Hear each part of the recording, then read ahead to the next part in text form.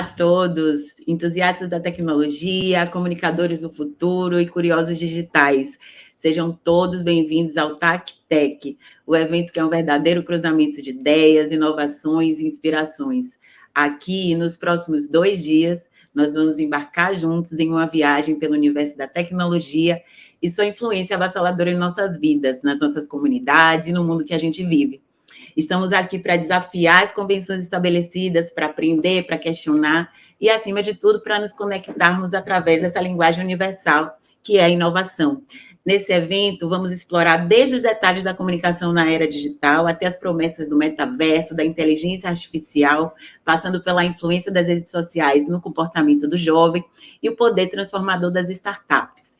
Então, para isso, cada painel foi cuidadosamente desenhado para trazer à tona discussões relevantes e, por isso, a gente conta com palestrantes que são verdadeiros protagonistas em seus campos de atuação. Eles vêm aqui com a gente para compartilhar não apenas conhecimento, mas também experiências e nos inspirar com suas histórias de sucesso, desafios e visões de futuro.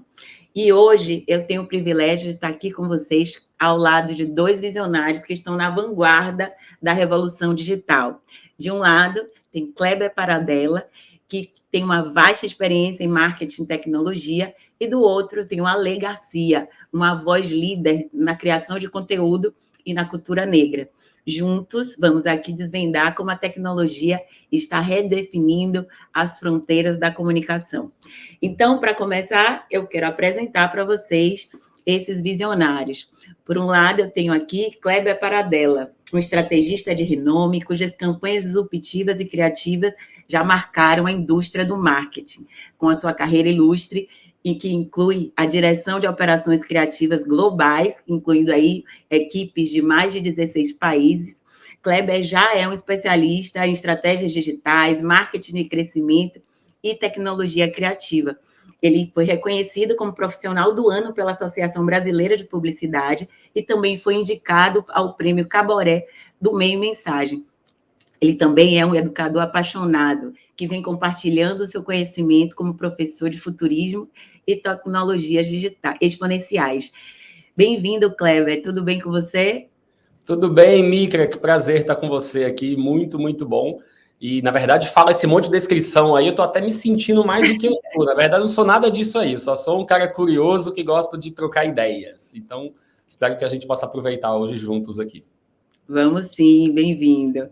Então, ao nosso lado também, como eu falei, tem a Ale Garcia, cuja influência como criador de conteúdo e estratégia de branding já é sentida em todo o ecossistema digital.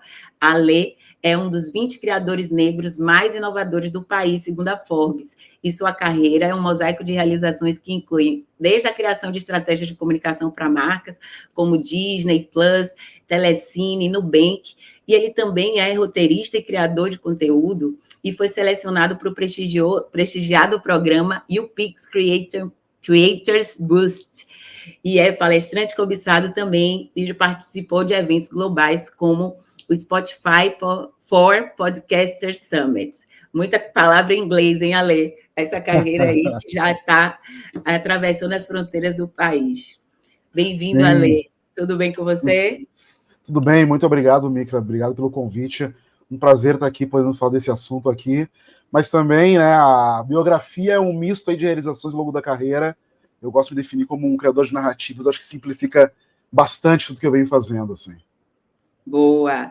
Então, vamos lá começar o nosso papo. Para isso, eu vou começar fazendo uma pergunta que vale para os dois, tá? Bem, ela é bem ampla e eu acho que ela define e já introduz o tema desse nosso papo aqui.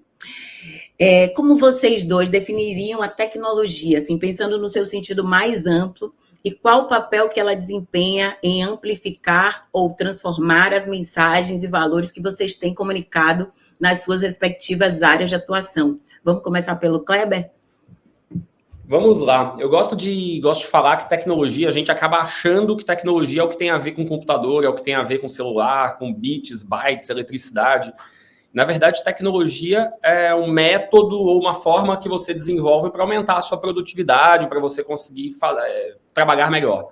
Então, se a gente pega lá atrás, quando a humanidade inventou a roda, descobriu o fogo, inventou um martelo, tudo isso é tecnologia, uma tecnologia que faz com que você tenha algum poder a mais para poder desenvolver. Então, a minha definição mais ampla de tecnologia, além de ser isso, de ser um método, uma ferramenta que te ajuda a fazer uma coisa legal, ao mesmo tempo, a tecnologia, ela, se bem usada, ela pode ser muito boa para você, se ela utilizada de uma forma ruim, ela também pode ser muito ruim. Então, o avião pode levar para transportar uma pessoa de um lado para o outro, como pode ser usado para uma guerra, por exemplo. Então, as tecnologias, elas sempre mudam a nossa história, mas elas sempre também têm que ser olhadas de perto. Tem uma frase de Sófocles, de acho que 492 a.C., se não me engano, e que ele falava que toda grande mudança, toda grande transformação vem seguida de uma grande desgraça. Então, a tecnologia, eu gosto de discutir com esse ponto, de saber que ela pode ser muito boa para ajudar a gente, mas ela também tem que ser discutida sempre com muito cuidado. Ótimo. E Ale, o que é que você me diz sobre essa definição de tecnologia a partir do seu ponto de vista? Eu vou muito ao encontro do que o Kleber traz. Eu acho que é fundamental a gente deixar muito claro assim, que a tecnologia ela é um sistema, né? Mas ele é principalmente capacidade, e só então eu acho que ela se transforma numa ferramenta. Assim. E a tecnologia tem uma função de resolver problemas. Assim. E é importante saber definir, ter em mente essa definição, o fato de, como o Kleber falou, ela não se limita ao eletrônico, ao digital necessariamente, né? Acho que tecnologia, a definição que eu tenho mais clara para mim, é muito a capacidade de construir inovação que vai ter impacto para a sociedade. E no contexto da promoção da cultura negra, que é o território em que eu me encontro, assim, eu acho que eu preciso dar alguns passos para investigar muito, valorizar, respeitar a tecnologia ancestral, principalmente, tecnologia africana, tecnologia diaspórica, olhar para o que foi feito. E como sistema, né, na promoção da cultura negra, que se usa do eletrônico, do digital, é ela que me permite, assim, amplificar mensagens, amplificar valores que eu desejo comunicar, assim, podendo encontrar alcance global, possibilitando criação, utilização de plataformas para poder compartilhar o que eu faço, histórias, artes, experiências da cultura negra, né? A tecnologia me permite criar o conteúdo, criar plataformas, compartilhar informações, me conectar com comunidades e construir comunidades, chegar a pessoas em todo o mundo. Foi o que me possibilitou chegar e entrevistar uma pessoa como a Viola Davis, né, uma atriz de Hollywood, porque o que eu vinha promovendo como um criador negro acabou tendo esse alcance que só a tecnologia possibilitou, assim. Então ela é muito fundamental cada vez mais para a disseminação da cultura negra, para desafiar estereótipos, para celebrar a riqueza da diversidade afrodescendente, mas como eu disse, assim, eu acho que é fundamental a gente ter um olho muito grande, as capacidades de viés, que principalmente a tecnologia, né, no digital, na web, também podem transformar, porque ela é feita por pessoas humanas, e pessoas humanas têm vieses, assim. Então esse cuidado, esse policiamento, esse olhar para que a tecnologia seja inclusiva, seja envolvente com pessoas, histórias e perspectivas diferentes, ela é fundamental, assim, sabe? Perfeito. Kleber, como é que você percebe hoje, né, pensando em futuro, o caminho de evolução da comunicação a partir do advento das novas tecnologias, né? Onde é que você acha que a gente está indo, né? Que caminho a gente está trilhando no ramo da comunicação? O que eu acho incrível, o Ale contou, acho que a tecnologia ela permitiu, por exemplo, o Ale já resumiu bem, contou tudo isso, que é conseguir levar mais vozes a mais lugares e tudo. Esse é o lado bom que a gente vem cada vez mais tendo espaço para isso. Esse eu acho que é o lado do copo cheio. O lado perigoso ali que a gente tem caminhado para as tecnologias as comunicações têm sido cada vez mais orientadas pelos algoritmos, né? Então, hoje, quem escolhe o que vai aparecer para você ali da sua timeline, né? Que tipo de conteúdo vai aparecer para você, acaba sendo um pouco o seu comportamento que você gosta. Então, por exemplo, eu não gosto de futebol, infelizmente, adoraria gostar. Então, para mim, não aparece porque não me interessa, não curto, passa por futebol, passo batido. Então, esse é o lado legal, que ele customiza. E o lado ruim é que esse algoritmo, no momento que ele começa a te colocar numa bolha só das coisas que de fato você curte, ele começa a te colocar num espaço, numa bolha ainda maior. Então, ele coloca você para ouvir opiniões muito semelhantes às suas. E a parte mais complicada ainda é a gente saber o que está por trás desses algoritmos, né? Quem que define esses algoritmos, o que está por trás. Então, a gente tem caminhado, por mais que essa discussão já esteja acontecendo há algum tempo e cada vez chegando em mais pessoas, Mas a gente ainda, agora com inteligência artificial, a gente vai falar um pouco mais para frente, provavelmente, mas a discussão é qual que vão ser os próximos 10 anos da comunicação. A gente errou em muitas coisas nos últimos 20 anos, né? A gente não discutiu corretamente o que deveria ser as redes sociais, como é que elas deveriam ser olhadas. A gente não discutiu o que seria o vício das telas, né? Das pessoas ficarem na tela o tempo inteiro no celular e o impacto que isso tem gerado em crianças, em jovens, em adultos, em idosos, em todo mundo. Então, eu sempre tenho um olhar mais otimista em relação à tecnologia, mas eu acho que pela primeira vez nos últimos anos eu tenho olhado com um olhar um pouco mais atento do que vai ser esse futuro algorítmico, dizendo assim, principalmente com a inteligência artificial, que a gente vai escalar muito. Então, eu acho que o futuro da comunicação agora, ele passa em a gente, enquanto sociedade, ter que parar para discutir as regras novamente. Assim, aliás, novamente não, coisa que a gente não fez nos últimos 20 anos. Eu acho que agora a gente tem uma maturidade para parar para discutir. E eu não estou falando de uma discussão entre governantes, uma discussão entre os empresários. Eu estou falando de uma discussão de todo mundo. Os jovens estão assistindo aqui a gente. Todo mundo tem que parar para discutir. Isso tem que ser a discussão da escola, tem que ser a discussão da comunidade, tem que ser a discussão de todo mundo. Eu acho que é importante a gente tomar rédeas da nossa comunicação. Muito bom. E pensando nisso que você fala, traz uma responsabilidade muito grande para todos os comunicadores, né? Que de alguma forma estão assim por trás ou construindo isso de uma forma mais protagonista, né? Com mais protagonismo nessa construção de tudo que está povoando, né? Todos esses canais de comunicação. E aí eu trago uma pergunta para o Alê nesse sentido. Como é que você vê o papel do criador de conteúdo nessa perspectiva, né? De desenvolver, de educar, de contextualizar todos esses desafios, quando você tem esse protagonismo de trazer conteúdo para tantas pessoas, como você falou, assim, rompendo fronteiras, né? Como é que você vê a responsabilidade do criador de conteúdo diante de todos esses desafios que a gente vem discutindo aqui? Bom, primeiro eu começo fazendo muita voz, assim, a preocupação e os apontamentos que o Kleber faz, assim. Eu acho que desde, principalmente, eu vou falar sempre sobre esse prisma do criador de conteúdo negro, porque as nossas peculiaridades são outras, e desde a nossa inserção na web, com o uso da tecnologia, usando as ferramentas, as redes sociais, nós temos preocupações mil, assim, elas só crescem, na verdade, né? A gente tem que também estabelecer esse cuidado necessário com os algoritmos, com a imposição de temas e a falsificação e a invisibilização de vários temas necessários. Não é de hoje nossa preocupação com esses vieses que os algoritmos trazem em relação a temáticas raciais, grandes plataformas sendo culpadas, né, por trazer uma perpetuação de estereótipos, uma invisibilização da pessoa negra na pesquisa e etc. Então eu acho que essa é uma camada que sempre também se sobrepõe ao processo de criação do criador negro.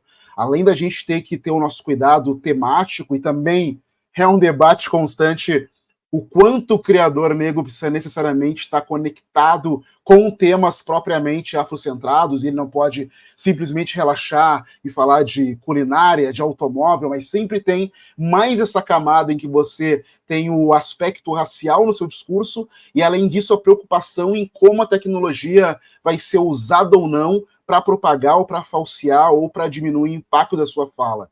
Então a responsabilidade, eu acho que ela é dupla no caso da criação negra. Mas eu não posso deixar de fora o fato de que, obviamente, é a tecnologia que tem desempenhado um papel essencial na nossa promoção, na diversidade, no crescimento de vozes, assim, né? Ela é poderosa, nos permite alcançar muita coisa. Eu costumo brincar de uma maneira que é dolorosa, na verdade, que no Brasil o racismo foi descoberto depois do assassinato de George Floyd, que foi o momento que a tecnologia, quando a gente estava na pandemia ali, restrito aos espaços físicos e somente em debates na web, e o Instagram foi uma plataforma tecnológica fundamental para a conexão, as pessoas no Brasil descobriram que o racismo existia e se utilizaram dessa plataforma para o bem ou para o mal, né? Alguns para realmente surfar uma oportunidade, um oportunismo, mas vários criadores negros vieram à tona, amplificaram sua voz, mostraram seu conteúdo, usaram plataformas para se conectar com outras comunidades e fazer realmente com que houvesse mais difusão da sua voz, assim. E que se pudesse, na consequência disso, se compartilhar a história da comunidade, se chegar a aspectos mais fundamentais da trajetória da cultura negra, assim. Então é sempre isso. Obviamente ela é poder, ela é força, ela traz muitas possibilidades para quem está criando conteúdo e quer chegar a mais lugares, mas na sociedade ela é uma preocupação que todo mundo tem que ter, a discussão tem que continuar a todo momento. Outro dia eu estava conversando com uma especialista em inteligência artificial, e é algo que a gente não pode escapar, né? Eu tenho um filho de 12 anos na escola, e esse debate sobre o uso da inteligência artificial vai ter que ser naturalizado, mas a gente também precisa estar muito atento ao que ela nos traz de aspectos negativos, obviamente, mas naturalizando a conversa, eu acho que a gente vai chegar a bons lugares.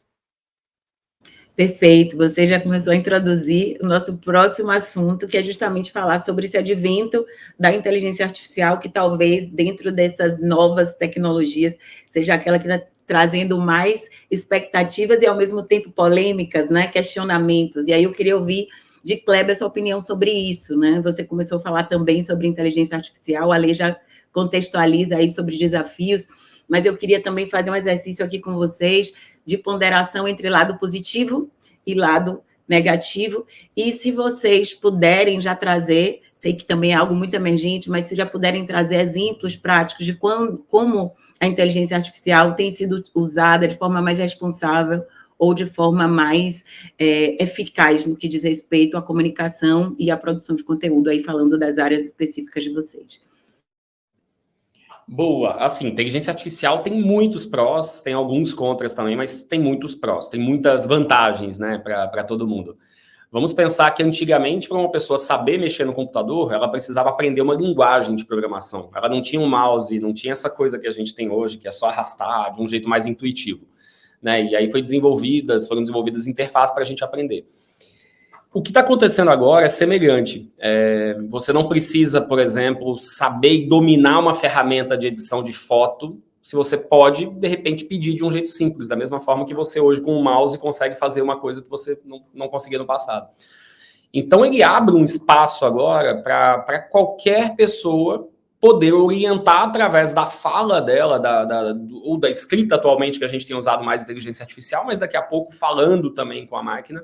Você consegue criar muitas coisas, você consegue produzir imagem, consegue produzir música, consegue interpretar textos, você consegue tirar dúvidas. Então, assim, o lado positivo é que a gente vai viver, de fato, uma nova transformação. A sociedade fez isso com as interfaces gráficas, com o computador. Ela fez isso lá atrás, com a prensa e com a escrita. A gente teve grandes mudanças. E a inteligência artificial, sem dúvida, é uma dessas grandes mudanças. Ela não é nova, tem estudos aí da década de 50, de 60, mas que, de fato, ela agora ganha. A gente está começando uma nova revolução. Então, ela vai ser transformadora. A gente não está falando só de entrar no chat GPT para olhar um trabalho, tirar uma dúvida, resumir um texto. A gente está falando de uma nova forma de lidar com a tecnologia. Os pontos de atenção, acho que além dos algoritmos que a gente comentou, então, quais são os vieses, quais são as histórias que vão ser contadas, né? Então, porque se a inteligência artificial só representar o que ela aprendeu com a sociedade, ela vai repetir vieses raciais, ela vai repetir vieses machistas, ela vai repetir muitas coisas que, de certa forma, a gente tentou educar a sociedade e agora pode ser que a gente tenha que educar novamente e educar com mais eficiência ainda os algoritmos. Então, esse acho que vai ser o grande desafio. Além, claro, que não tem como a gente não falar, que é a questão dos empregos. Então, ao mesmo tempo que você facilita uma tarefa para algumas pessoas, você tira o realizador dessas tarefas. Então, por mais que aconteçam substituições, a gente vai ter que descobrir novas funções para a sociedade, novos jeitos de atuar, novas formas de renda, né? Quais são as novas formas de moeda, quais são os novos tipos de impostos ou de cobranças que tenham que ser feitas em cima das empresas de tecnologia, já que elas estão ganhando muito dinheiro em cima disso, o que elas vão ter que devolver para a sociedade? Então, são discussões que não são simples, elas não são fáceis, não temos a resposta. Da mesma forma que no início das redes sociais, ninguém sabia como que se iria monetizar isso, ganhar dinheiro com rede social, ninguém sabia, né? Que imaginar essa função de criador de conteúdo. Nem o Facebook sabia na época lá atrás como eles iam ganhar dinheiro. Era uma discussão que a gente estava no início e hoje é muito claro. Inteligência artificial é a mesma coisa. Qual vai ser o futuro? O Ale, da mesma forma que hoje ele é um creator aqui, né, um criador de conteúdo, ele vai poder ser um criador de conteúdo de inteligência artificial. Ele vai poder ser o Ale GPT, de criar as próprias, né, os próprios conteúdos orientados pelos aprendizados dele. Isso pode ser uma forma de monetização no futuro. Então, assim, acho que o convite, ainda mais todos vocês que estão ouvindo aqui, que são jovens, aliás, painelistas são todos jovens aqui, né? E eu acho que o convite entrem nessa nova revolução, comecem a mergulhar, sabe? Tem muita oportunidade, tem desafios, sim, muito grandes, para quem está começando, principalmente novas profissões que daqui a pouco pode ser que não existam, mas ao mesmo tempo tem muitas oportunidades. É um terreno com mato alto, sabe? Então, vamos entrar juntos para capinar e descobrir o que pode ter de oportunidade. Perfeito. E a lei, ainda sobre inteligência artificial, você entende aí, na sua perspectiva, que é possível usar essa nova tecnologia para criar conteúdos de forma mais empática e humana? Porque a sensação que se tem é de uma substituição do humano, né? Mas há essa também possibilidade, e eu queria entender se já há essa perspectiva, se já há esse potencial de utilizar de uma forma em que a comunicação ela fique mais empática e humana. O que é que você pensa sobre isso?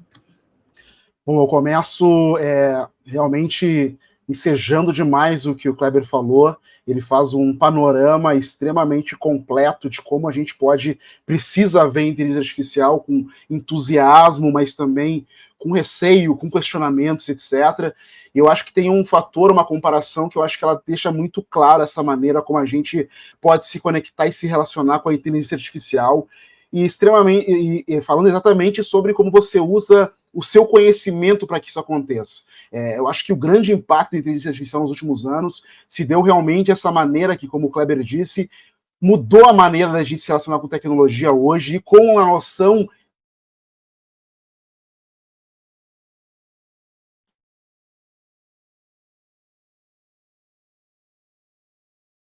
de como maneira de construir, se criar novas formas, que ela é gigantesca, na verdade. Só que existe uma coisa que se precisa levar em consideração e é muito importante, que no primeiro momento, a gente tem o temor, tem o distanciamento, tem a coisa de vai roubar um emprego, ocupar lugares. Nós vimos esses temas sendo retratados na questão e no impacto do território, na greve dos roteiristas de Hollywood, na greve dos atores também, porque a gente tem impacto sobre construção de fake news, sobre imagens de pessoas que são multiplicadas e podem ser utilizadas digitalmente para gerar imagens falsas em vídeo de pessoas bastante conhecidas. Só que no momento em que a gente conhece a ferramenta, ela se torna menos amedrontadora, na verdade. E eu acho que, fazendo um paralelo muito sobre como ela pode ser vista como um parceiro, um ferramental, algo que vai facilitar um processo de trabalho, principalmente na área criativa, uma amiga minha me falou assim: você imagina você querer saber informações sobre cirurgia cerebral, sendo uma pessoa completamente desconhecedora e que vai perguntar para o ChatGPT coisas sobre cirurgia cerebral com o conhecimento de pessoa comum que você tem. As respostas vão ser limitantes. O que vai partir dali vai ser extremamente limitante. Agora você imagina um cirurgião cerebral com as perguntas certas para o ChatGPT, para ter mais informações, para saber sistemas, para se organizar, para ter embasamentos e insights para próximos passos. Eu acho que isso é muito parecido com a maneira como o criador de conteúdo, como as pessoas da área criativa podem e devem muito começar a testar e a usar esses programas. O Kleber trouxe exemplos muito pragmáticos, muito factuais sobre utilizar para uma edição de vídeo, que já existem programas como esse. Ontem eu peguei um programa, um aplicativo extremamente simples, mas para o qual não vou fazer propaganda aqui, que realmente pegou a minha voz e me dublou com o meu tom para uma língua estrangeira, tentando manter o sync dos meus lábios o mais adequado. Então imagina a capacidade que eu tenho a partir disso de eventualmente pegar o meu canal no YouTube,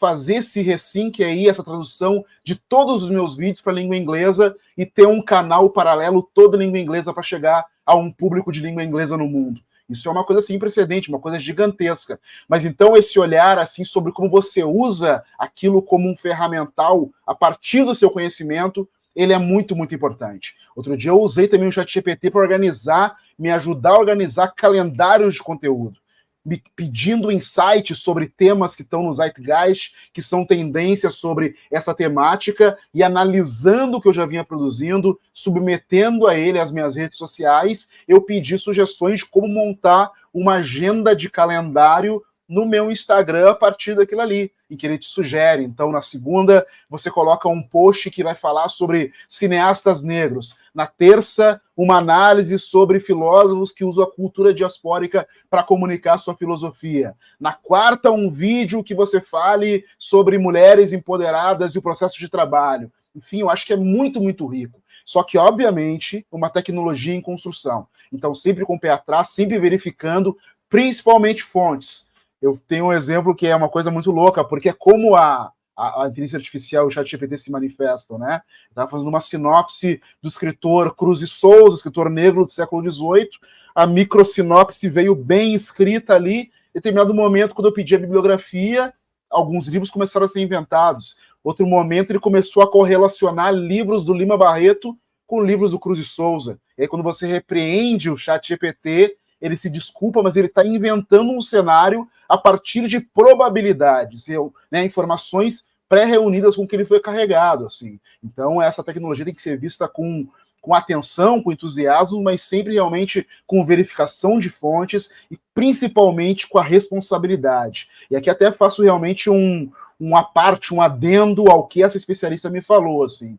Quando qualquer produto vai para o mercado, ele precisa ser regulamentado, precisa de instruções, precisa de bula, precisa de órgãos superiores que tragam essa regulamentação.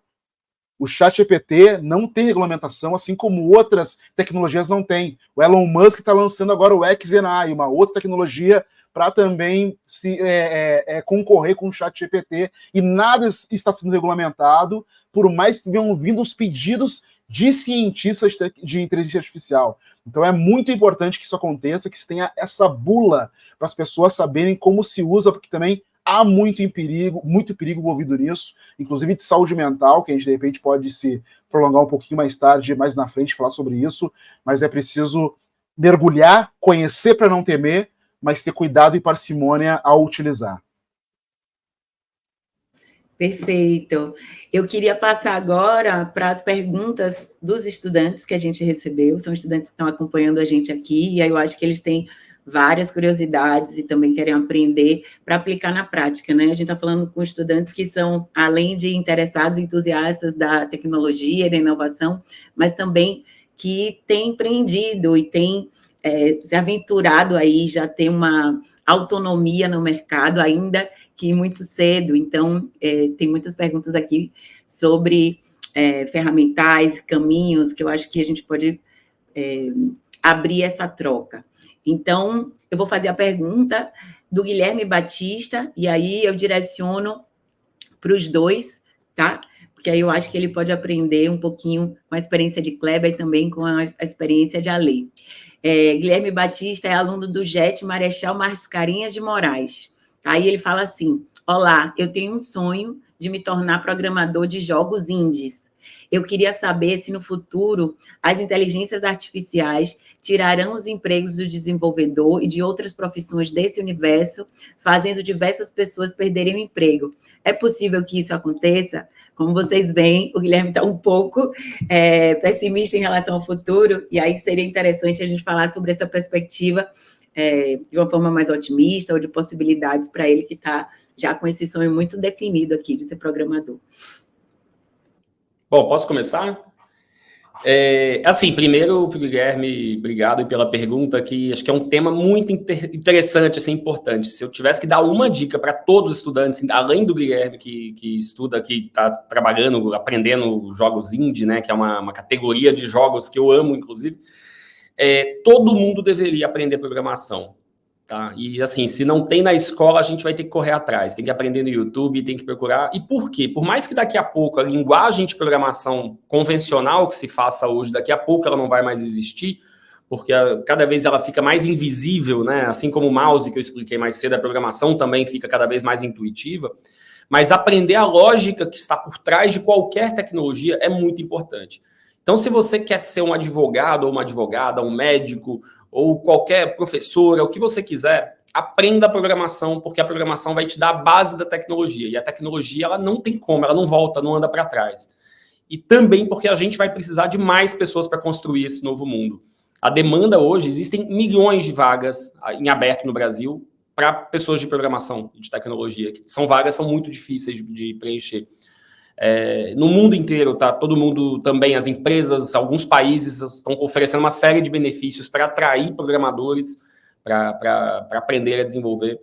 Então, assim, muitas profissões, de certa forma, vão sofrer muitos impactos, mas programação, tanto a lógica de programação quanto a execução mesmo de ser programador e programadora, ela vai ser muito importante. Então, se você gosta disso, Gabriel, é o seu foco ali, jogos indie games, se joga, não vai faltar espaço para você, não. E além de que a gente vai precisar de gente que saiba desenvolver jogos indies no futuro, porque jogos indies são muito mais legais porque são jogos raiz, não são jogos Nutella. Boa. Ale, você quer comentar essa pergunta também?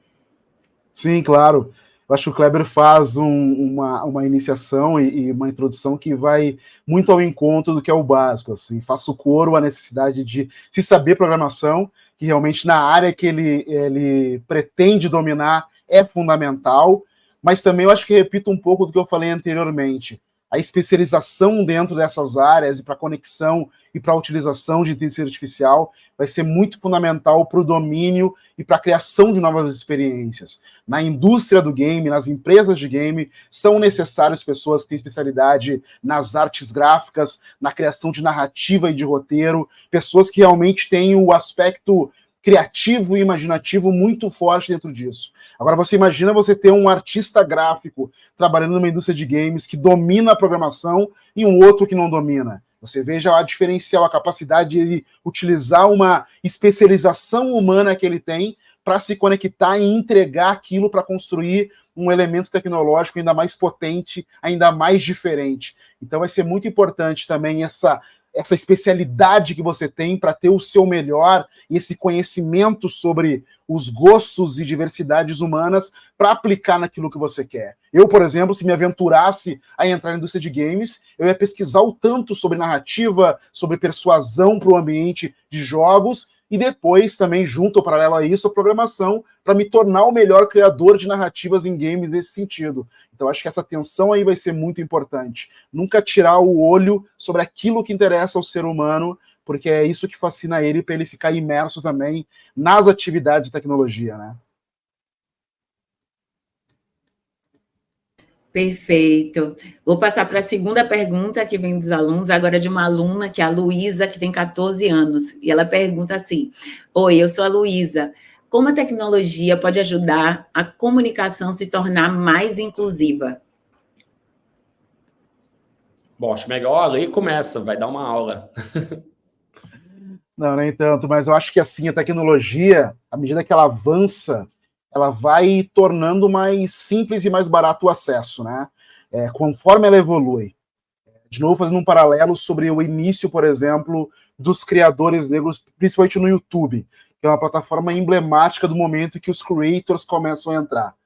Quando os creators negros começam a entrar no YouTube, eles entram dessa maneira em que, infelizmente, a gente tem mais pessoas negras em situação econômica desfavorável no Brasil e começam a entrar com um acesso mais parco às últimas ferramentas de tecnologia, com uma qualidade, eventualmente, né, diferente daquela que criadores com maior poder aquisitivo tinham a acessar. Então é um processo que tem várias camadas, que é de começar a utilizar alguns recursos tecnológicos para você começar a também utilizar a sua voz para ser incluído, mas a tecnologia mesmo, no momento que você entra nela, começa a se tornar esse ferramental em que você pode ascender. Como o Kleber falou lá no começo, começa a se tornar uma atividade econômica, começa a te trazer também recursos que vão te fazer evoluir. Então, primeiro, eu acho que a inclusão tem a ver com possibilidade de acesso às plataformas, possibilidade de inclusão das pessoas nesse sistema para que seja realmente democrático e possa fazer com que as pessoas possam se utilizar da maneira que elas merecem e desejam, tudo que tem possível para isso. E é sobre realmente facilitar o processo, é sobre se tornar mais barato, se tornar mais fácil que pessoas possam acessar essas plataformas, esses softwares e também fazer parte do universo tecnológico a partir disso. Então, obviamente, para isso, eu acho que vai ser necessário um esforço tanto público, governamental, para que isso aconteça de maneira mais interessante e muito mais rápida, mas a iniciativa privada também, em paralelo, eu acho que também é muito importante em fortalecer com que isso aconteça de maneira muito mais veloz do que está acontecendo nesse momento, sabe? E só pegando um gancho, concordo super. O lado positivo da democratização da tecnologia, que existe a lei de Wright, que é um cara que escreveu lá atrás, que ele faz uma conta de quanto tempo aquela tecnologia vai se tornar acessível para todo mundo. Então, você pega, por exemplo, a prensa de Gutenberg lá atrás, ela demorou umas 4 décadas para conseguir chegar em 60 cidades e lançar menos de 200 livros. Então, ela demorou muito tempo para conseguir escalar até, de fato, ela se estabelecer. Obviamente, a gente hoje vive um ritmo, uma rotação muito maior. Qual é o problema? Se a gente pensar um celular, custava $2.000, seria, sei lá, R$10.000 um celular em 1990 e poucos, até ele chegar hoje ser um celular mais barato que muita gente, quase todo mundo pode ter no Brasil. O problema o lado negativo é que se a gente demora muito, você chega atrasado para a festa. E quem chega atrasado para a festa já tem poucos salgadinhos, o refrigerante já está quente, sem gás. Então, como é que a gente garante que as pessoas cheguem nessa festa junto com todo mundo? Bill Gates, por exemplo, que é um dos homens mais ricos do mundo e que criou quase tudo que a gente viu, a história dele não foi uma história de genialidade, por mais que seja muito inteligente, mas não foi só isso que destacou ele do mundo inteiro. Ele tinha acesso a computador e internet numa época que ninguém tinha. Aliás, nem internet tinha, né? A internet veio depois. O computador. Porque a mãe dele trabalhava numa escola, nessa escola tinha um supercomputador lá e ele conseguiu um acesso especial e que ele passava as noites e fins de semana dentro do laboratório. Então, os alunos, eles tinham uma hora limitada para usar, conseguiam usar, sei lá, 1 hora na semana, e ele ficava, o bonitão lá, passava a madrugada toda trabalhando nesse computador. Então, no final das contas, ele estava preparado, ele desenvolveu o computador, desenvolveu o sistema, porque ele chegou na festa quando estava tudo preparado. Então, acho que esse é o desafio. Como é que a gente faz com que todo mundo consiga ter acesso mais rápido para nessa nova camada que vai ser criada com a inteligência artificial, que vão precisar de novas soluções. Pensem que está nascendo agora uma App Store, né? Está nascendo uma loja de aplicativos com poucos aplicativos. Quem chegar primeiro vai poder criar o próximo 99, próximo Netflix, vai poder criar o próximo Tinder, iFood, etc. Algumas pessoas conseguiram criar isso agora. Pensa que a inteligência artificial é uma nova loja que está sendo criada e está aberta aí. Ninguém criou quase nada para ela ainda. Criaram a loja, agora precisa se criar esses apps. Quem que vai fazer isso? É quem chegar primeiro na festa, quem souber a programação, quem tiver a visão de narrativa e de entendimento do que o povo quer, como a Lei comentou muito bem agora. Então, assim, acho que a visão otimista vamos correr e tentar ter acesso antes de todo mundo para que a gente possa criar essas narrativas, a narrativa com a cara do Brasil, com a cara do povo brasileiro e com necessidades novas que possam ser criadas aqui. A gente não precisa importar mais coisa, a gente já importou coisa demais, do Elon Musk, inclusive, né? Vamos importar as novas coisas do Ale e dos novos que possam surgir aqui no Brasil. Então, a última pergunta vem do Gabriel, que tem 15 anos, que é: quais as habilidades de comunicação que vocês acham que serão mais valiosas no futuro, considerando o avanço tecnológico? Eu tenho certeza de uma coisa. Primeiro que essa pergunta, eu acho que ela fecha um ciclo maravilhoso que a gente construiu aqui, do que a gente falou aqui, porque a gente veio falando isso desde o primeiro momento. Tecnologia, essa capacidade de resolver problemas, é um sistema, mas é um olhar que serve para melhorar a vida de pessoas. E ele está perguntando sobre habilidades de comunicação nesse momento que a gente está vivendo e para como a gente vai avançar tecnologicamente. Nós falamos de problema de vieses, de racismo tecnológico e algoritmos. Então, acho que qualquer pessoa que está nesse universo, e todos nós estamos a partir de agora, não tenha medo de adentrar, usar sua expertise no que for melhor para entender essa nova tecnologia, para entrar, mexer, fuçar, se apropriar da inteligência artificial e, como o Kleber falou, criar seu produto, se apropriar da lojinha, mas para saber aquilo que funciona, como é que você cria coisas melhores e conectadas à necessidade humana, eu acho que tem algumas habilidades que são fundamentais. A empatia, eu acho que ela é indispensável, é você entender o outro, é respeitar as diferenças, histórias, diversidades, peculiaridades, pensar e tentar sentir como o outro sente. A capacidade de persuasão ela é fundamental. Eu acho que tanto até no ramo de empreendedorismo, você ter ideias, aprender a vender o seu negócio, vender sua ideia, e não de uma maneira como às vezes a venda é vista negativamente, mas convencer as pessoas, a capacidade de ter esse pitch em que você leva as pessoas à noção de que aquilo que você está propondo é o melhor. Bill Gates, como o Kleber pontuou, e tantos outros tiveram essa capacidade de persuadir pessoas de que eles tinham um projeto para melhorar tecnologicamente a vida de outras pessoas e, portanto, melhorar o mundo. E nesse fator conhecimento sociológico, entender o que vem movimentando a humanidade ao longo dos tempos, eu acho que é fundamental, afinal de contas, porque é sobre satisfazer necessidades humanas. Então, o que o ser humano precisa? Como o mundo vai avançando daqui para frente? Como a tecnologia e o meu conhecimento e minha vivência como pessoa vão ser possíveis de serem utilizadas para fazer com que a gente tenha um melhor envolvimento e avanço tecnológico e construir coisas que levam a humanidade para frente. Então, acho que isso é fundamental demais. Assim, empatia, persuasão e conhecimento sociológico para a sua comunicação ser realmente proveitosa nesse novo momento que a gente vive. Boa, e só complementando, concordei com tudo, e complementando, além de estudar tudo o que for necessário ali, que a gente chama de competências, né, as competências para profissionais e tudo, desenvolva outras competências pessoais que muitas vezes não estão na escola, muitas vezes não estão nas regrinhas ali de como ser uma pessoa legal. Começa a sair da sua bolha, começa a ouvir outras coisas além do que seus amigos ouvem, começa a ouvir porque todo mundo ouve, começa a assistir outras coisas além do que todo mundo assiste. Eu comecei do nada agora a viciar em série coreana. Eu nunca tive nenhuma relação com a Coreia, eu já nasci numa geração pós-K-pop, então nunca tive nenhuma conexão, nunca fui para a Coreia do Sul, mas comecei a assistir para entender uma outra forma com que eles veem o mundo.